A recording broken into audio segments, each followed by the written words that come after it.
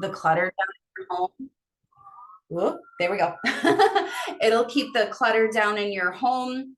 And like I said, a minimal amount of money you'll be spending when you're purchasing products. So anything I mention and show, obviously you can choose whatever you want from the store. Everyone has allergies, brands they like to, support, scents they prefer in their home, things like that. But for the purpose of today, we're just going to go with what we use.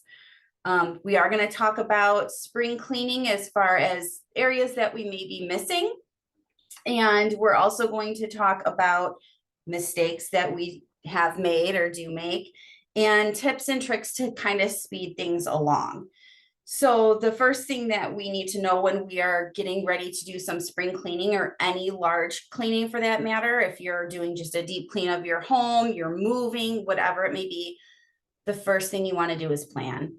Many people do not realize how extensive cleaning can be, and you shouldn't be doing it alone. The first thing you're going to want to think about when you're going to be cleaning is what areas of priority are you going to be hitting and who is going to be helping you, if anybody. Enlist your spouse, your kids, give them age appropriate tasks unless you want to make this harder on yourself later.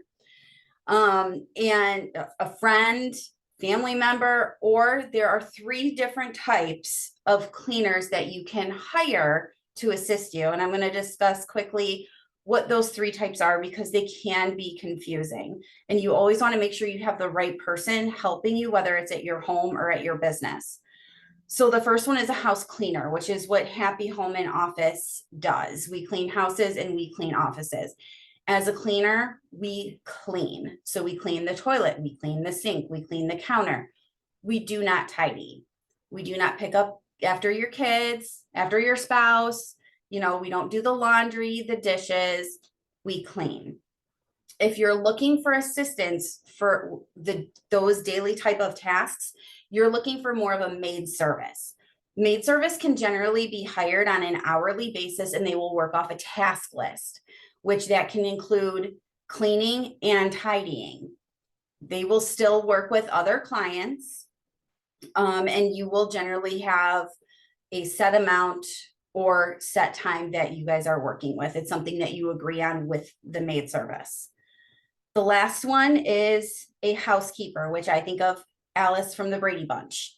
She kind of does all the tasks in the house, the cooking, the cleaning, the shopping, the tidying, all of it. So when you're looking for someone to help you with the cleaning aspect of your home, you want to pick the service that fits the tasks that you are looking for help with.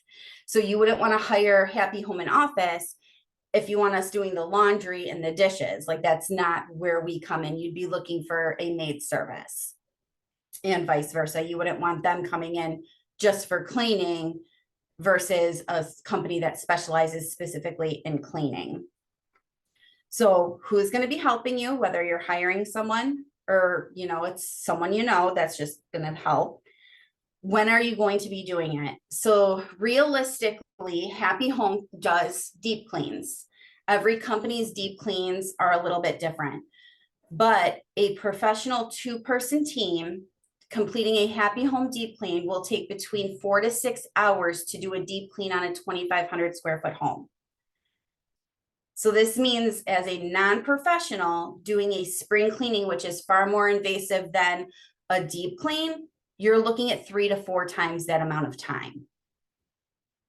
So you're going to want to be realistic in how you're scheduling and planning when you're going to clean.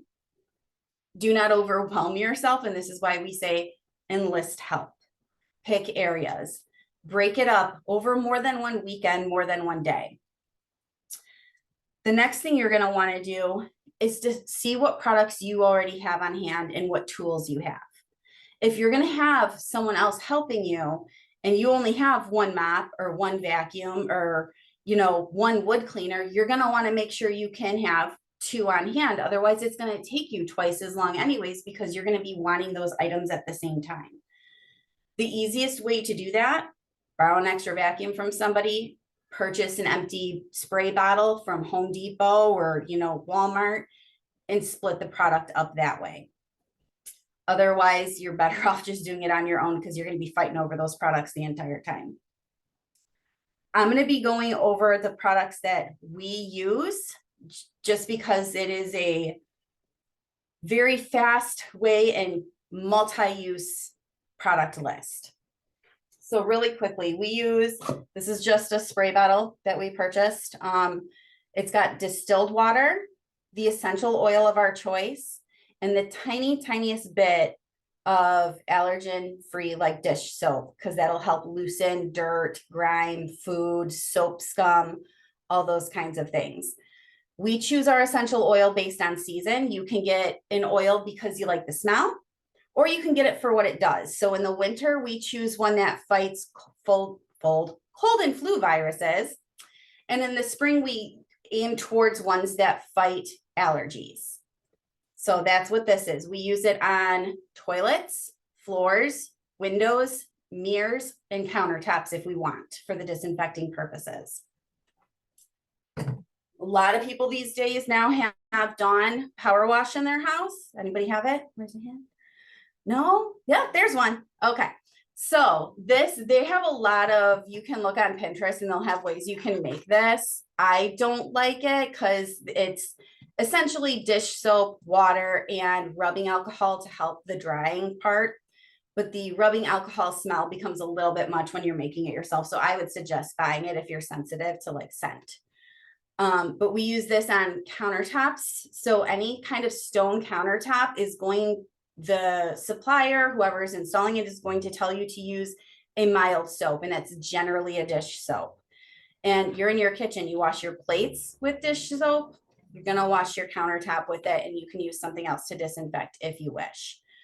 We also use this on showers to remove soap scum. It can remove some hard water buildup. And then it can also, side note, remove like if you get oil splatter on yourself while you're cooking, things like that. I hear it's also really good with grass stains.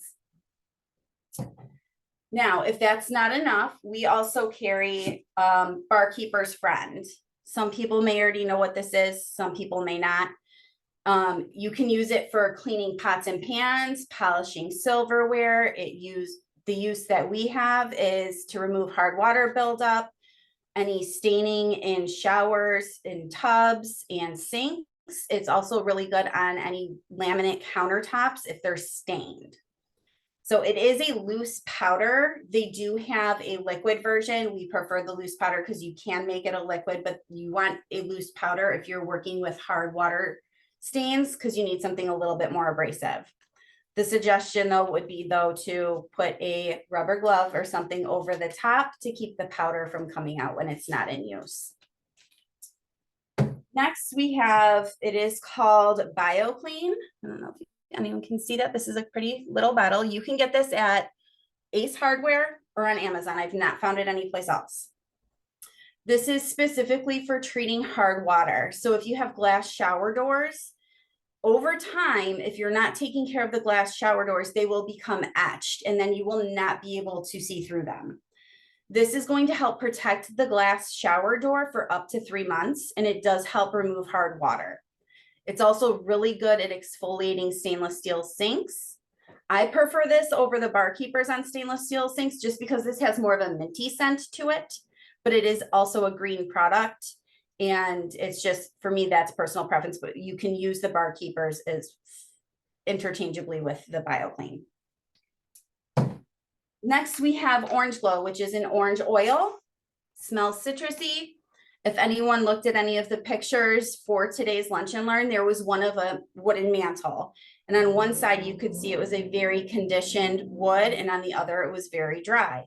So an orange oil or wood polish is going to condition the wood. We also use this to polish any brushed nickel fixtures or stainless steel appliances. So if you have like drips down the front of your dishwasher or the front of the stove and it's stainless steel, if you spray this on a microfiber cloth and buff it in the same direction as the grain, you're going to polish that off. And the citrus smell is very nice in the kitchen. Last, we use a bleach-free toilet bowl cleaner. a common mistake that people make is thinking that bleach is going to help clean or remove any mold. That's not the case. So if you have mold in your bathroom, when you're applying bleach to it, especially if it's like a caulking or a grout, you're actually feeding the mold, because what's going to happen is that bleach chemical is going to dry quickly, leaving the moisture behind, which is what is going to feed the mold. Caulking would need to be replaced with the proper caulking that is meant for a tub or shower so that you're not getting that mold growth. And grout, you would want to use like a baking soda and peroxide to scrub to get in there if you're having mold growth. But you do not want bleach. Another common mistake that I stumbled across when I first started cleaning is a lot of people will tell you to put toilet bowl cleaner in your showers or on your floor grout to clean it. Absolutely do not do that. Toilet bowl cleaner is not meant for anything outside of the toilet bowl. You're going to damage something. If you've done it and you haven't damaged it already, you're lucky. But I've seen some horrible, horrible things. And there's no fixing it. You replace after you've done this.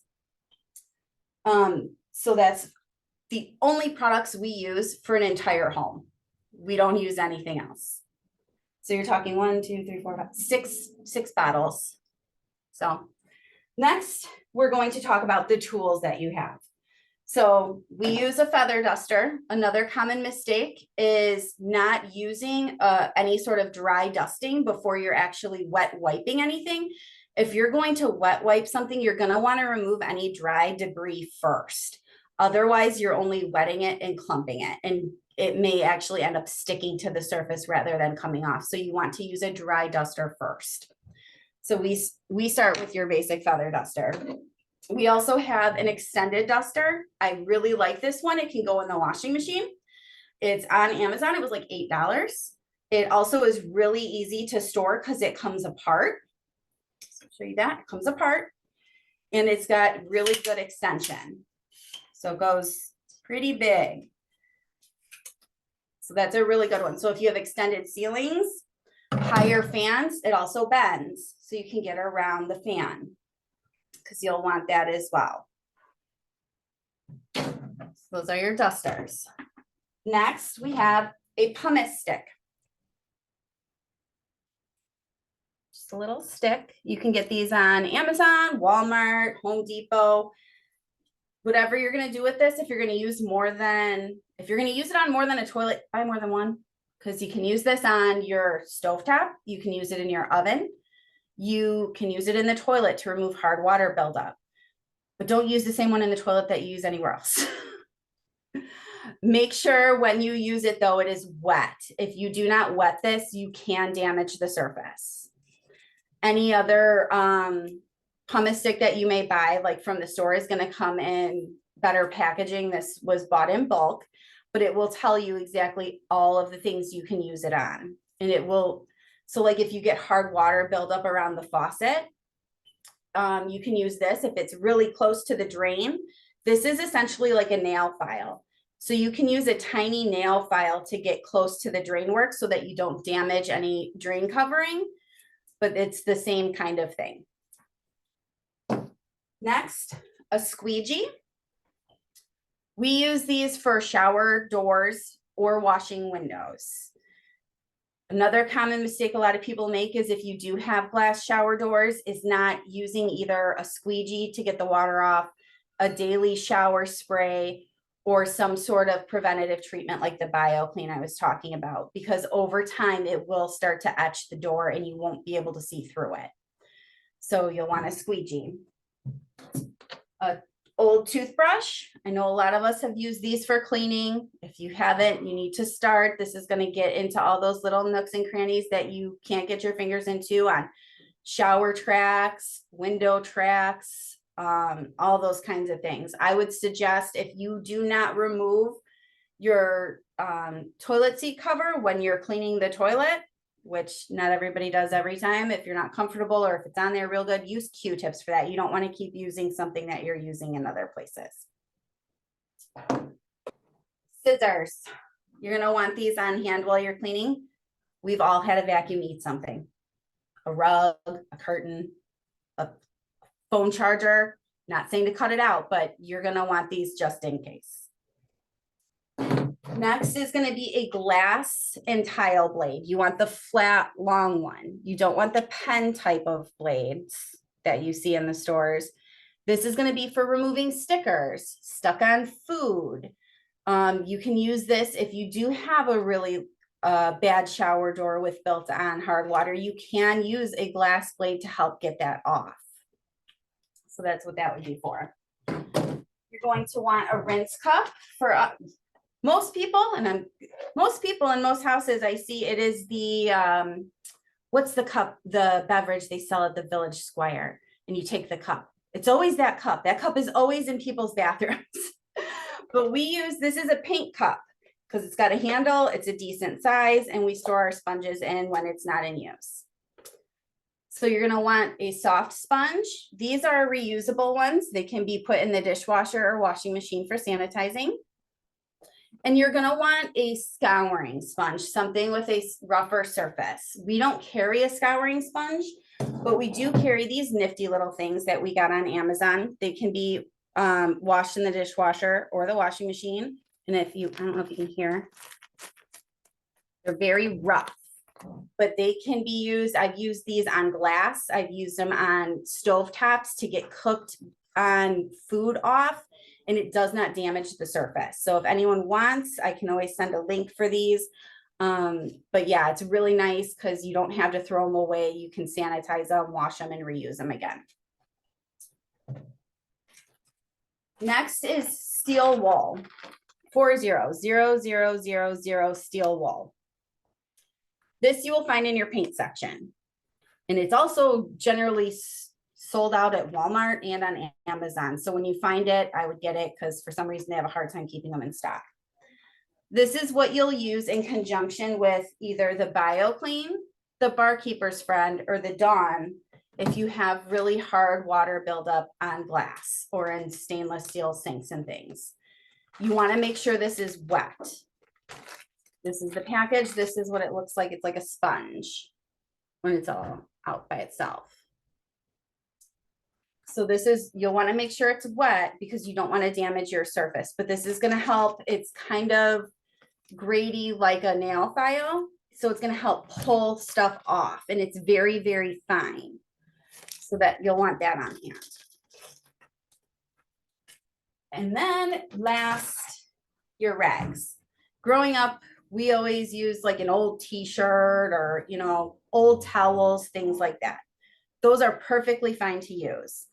The only thing I would suggest to actually make sure that you do have on hand if you are using old towels and rags is to purchase some sort of microfiber towel. Microfiber towels are great because you do not need to use any sort of cleaner with them. They can be used with water alone. You can use them to clean walls, baseboards, you know, light switches, handrails, refrigerator, like in the front and the sides, the handles, to get stuff off, not so much the polishing, but to get stuff off just with water. So we use these ones. These are a little bit thicker. You can get a package of like 10 or 12 of these at Home Depot for like 10 bucks. I think Walmart probably has them too. I also like this one because it is thicker. This is the one I choose to use when polishing stainless. So when polishing stainless, you want to add, whether you're using the Orange Glow, a stainless steel cleaner, or in reality, any oil, vegetable oil, baby oil, olive oil, grapeseed oil, any oil can be used to polish your stainless. You want to put it on the rag first though, and you want to use the smallest amount possible. Really get it in there before you go into polish because you don't want a layer of oil on your appliance. Next is a glass cloth. Most of us probably know someone who knows someone. Norwex is a big company out there. E-cloth is a big one that you can find in stores. There's so many others, but if you just go look for a glass cloth, you will find one that's like this. It feels almost more like a spandexy fabric. It's very, very smooth. You only need water with this. So a glass cloth is great for windows, polishing chrome fixtures, and you can use it with a glass cleaner, but you really, really don't need to. Now there are some types of stainless that you do not want to polish. You'll know when you buy it. So if you have like a black stainless or a matte stainless appliance, you don't want to polish those, but you can shine them with a glass cloth. And then last, what we like to use is a flour sack. I don't know if anyone knows what these are. You can buy them in like a pack of 10. They're really cheap. You can bleach them. So if they get nasties on them, you get them disinfected. They are lint free. And because they come in a pack, if you get one really gross, you toss it to, you know, a rag bag or whatever, clean it. If it's really bad, throw it away. But they're great. We use them for drying the outside of toilets, drying counters, drying baseboards, like all that kind of stuff. Now, when you're cleaning, what you want to make sure you do is you're going to have all your products, you want them in one place, because you don't want to be cleaning a room and keep leaving the room to go get something to clean. So you want to make sure you keep all these in something decent. Growing up, we had a bucket. We just put everything in a bucket, and that's what we kept. And at the end of the clean, that bucket was what we used to, you know, wash the floor. So now they have all these fancy little plastic caddies and things like that. We use a Husky bag for our employees. It has all the little compartments. It fits nice. I have all these same products at my house, but I still bring my bag home on the weekend because it just is easier for me that way. You will also want a bag to keep your rags in, and a separate bag that is not identical to the clean rags to put your dirty rags in, because you don't want to get them mixed up together. And you don't want to be leaving dirty rags on surfaces you have cleaned or on other surfaces, because if they're wet or have a product on them that shouldn't be on that surface, you just don't want them there. Any questions about those things, about products? Have there been any? Yes. Are there different types of stainless steel, like some that are, it's not really stainless steel, but it looks like stainless steel, and how do you know which yours is and what you're supposed to use to clean it? So if yours is more of a matte look, it's got a flatter look. Like if you think about paint, you have like semi-gloss and you have flat. If it's more of a flat look, you do not want to polish it. Then there's also black stainless, which is like a dark granite looking color. It is not a shiny silver. So that you wouldn't want to polish either. So it's the ones that are that shiny silver where you can kind of see the grain, what, you know, regardless of direction, it goes both ways, but that's the one that you would want to polish. And the ones that are like that, you can tell because you can see the spots in them. Like if you were to, you know, drip water or something down it. The other ones you wouldn't see so much. Does that kind of answer? Yeah, so if you, I think so. I have to go home and look at what I have.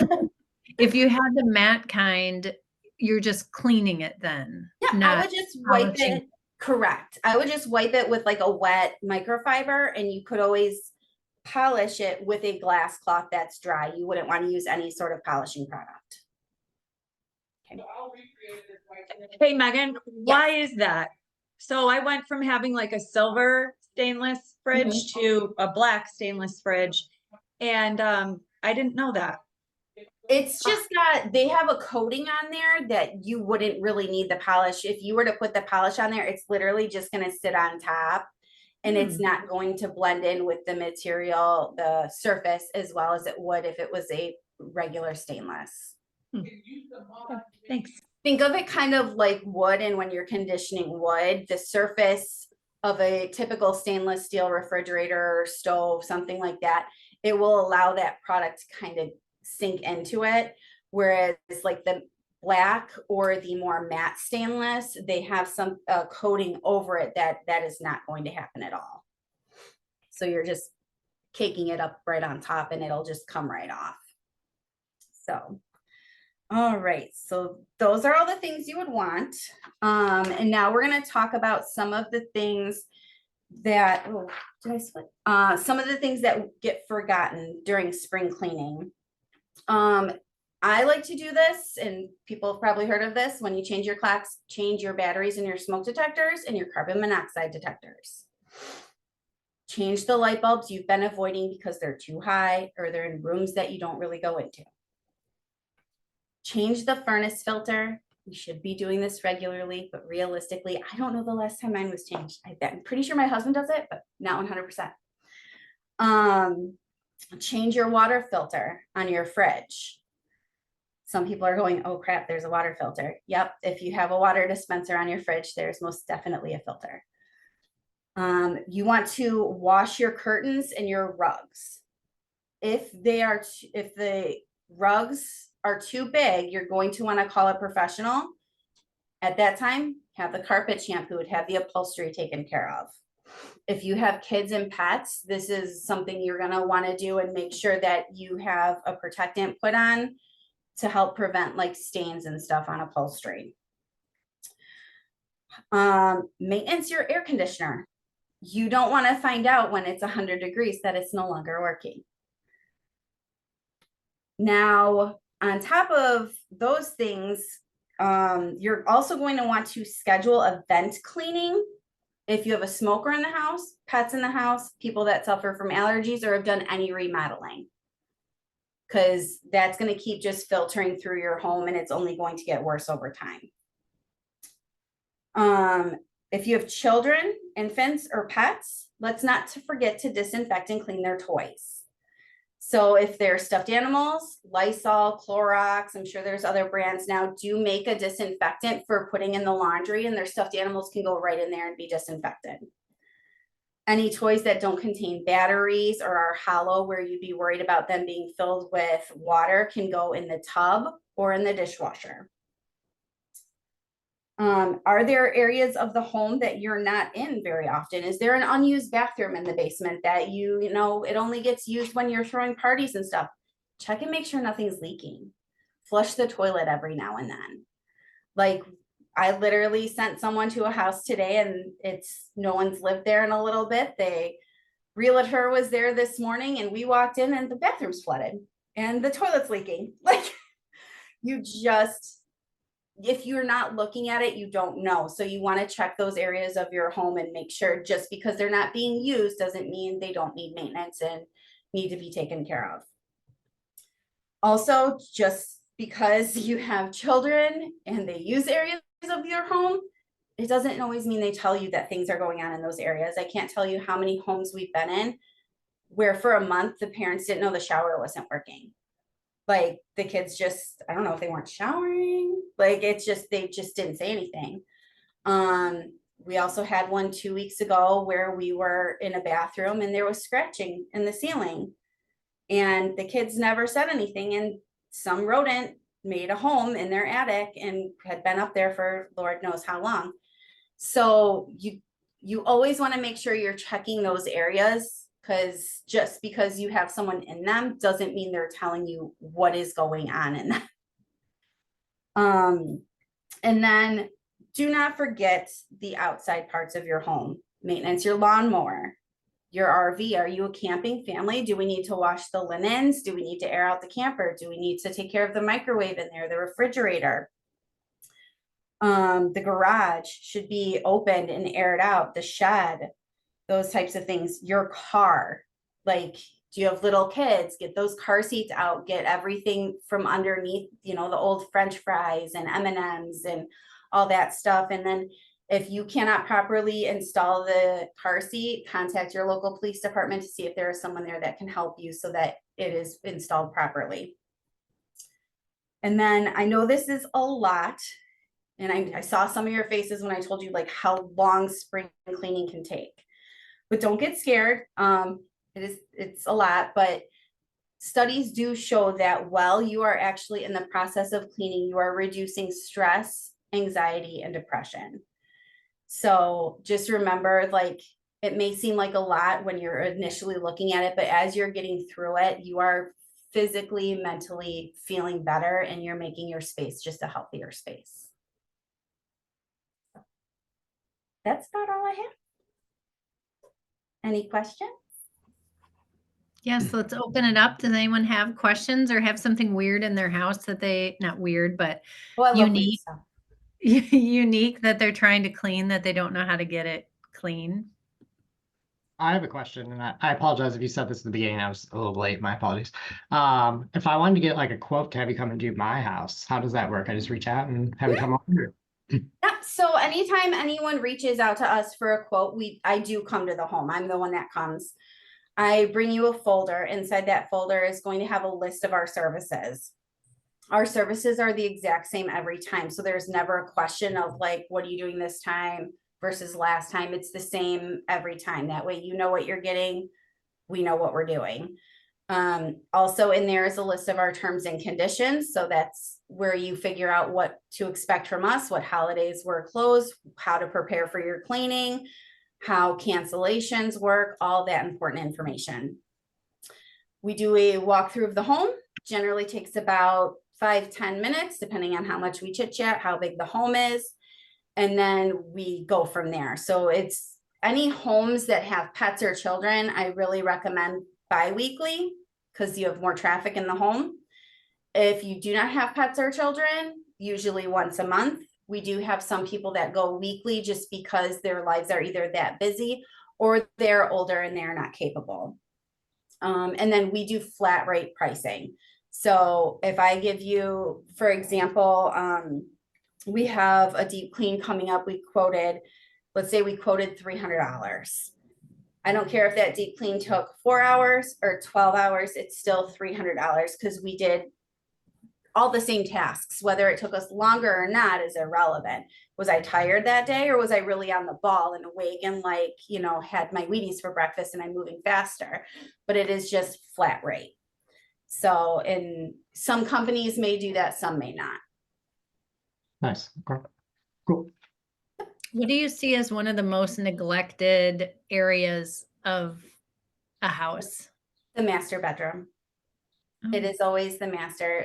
As parents and working adults, I feel like we generally leave that for last. It's the last to get remodeled. It's where the laundry gets thrown when it needs to be folded and companies coming over and you can't leave it on the couch. Like it is the very last place that people worry about. And so if I were you and you're going to start deep cleaning or spring cleaning your home, start with your room. Like do yourself that favor. Let yourself get up in the morning to this clean, fresh space, go to bed at night in a clean, fresh space. It's going to carry over to the rest of your house. Because if you don't do it first, it may never get done. And we all deserve that, to have our own space feel that way. That's sad and interesting at the same time. Yeah, it is. The most dramatic cleaning happens in kids' rooms. So when we do a deep clean, say your kids have a bookshelf and, toy box and, their little nightstand, we take everything off and everything out, all of it.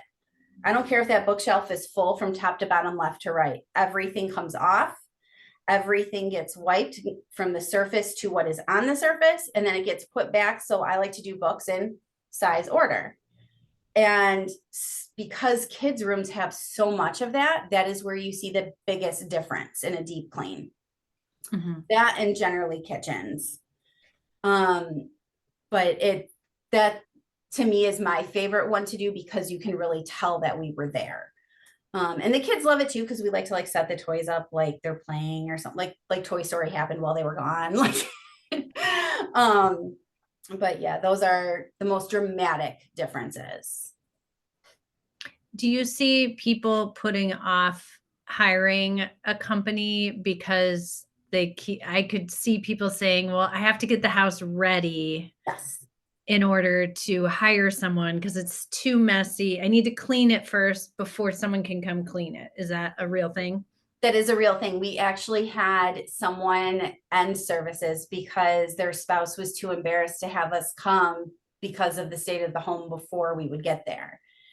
And I had explained, yes, there are some things that should be done before we get there.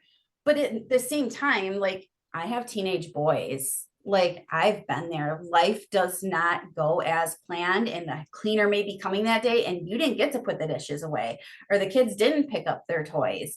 Life happens, and we realize this. And if we have the time and it's not a common thing in this house, we will pick it up.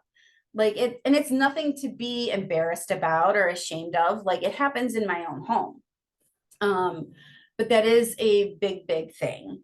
Another big thing is not realizing, like I said, the difference between like a house cleaner and a maid or a housekeeper. So we've also had people go, well, you're not cleaning because there was still this laundry laying on the floor, you know, when we got back. And it's, well, I'm not there to pick up your kids' laundry. Like, I'm not their mom, I'm not their maid, I'm there to clean. So you will also have like confusion and a discontinuation or not having services because they don't understand what type of service it is exactly that they need.